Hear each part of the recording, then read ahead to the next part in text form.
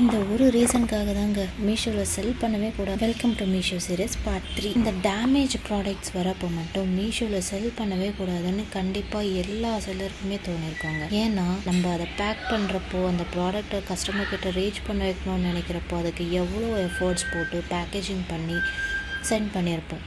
ஆனால் அது ரிட்டன் நம்மளுக்கு வரப்போ ரிட்டன் ஷிப்பிங் சார்ஜஸ்க்கு ஒரு அமௌண்ட்டை நம்ம லாஸ் ஆகிருப்போம். அது பத்தாததுக்கு கஸ்டமர் பேக்கேஜிங் மெட்டீரியல் எடுத்துக்கிறது, அப்படி இல்லாக்காட்டி டேமேஜ் ப்ராடக்ட்ஸ் கொடுக்குறது, ப்ராடக்டை யூஸ் பண்ணிவிட்டு அந்த ப்ராடக்டை ரிட்டனில் போடுறது, இந்த மாதிரி விஷயத்த எல்லாம் பண்ணுறதுனால தாங்க மீஷோவில் ரிட்டன் சேல் பண்ணவே கூடாதுன்னு நம்மளுக்கு தோன்றுறது. இந்த பியூட்டிஃபுல்லான ப்ராடக்டோட இமேஜஸை வந்துட்டு நான் லாஸ்ட்டில் போட்டிருக்கேன்.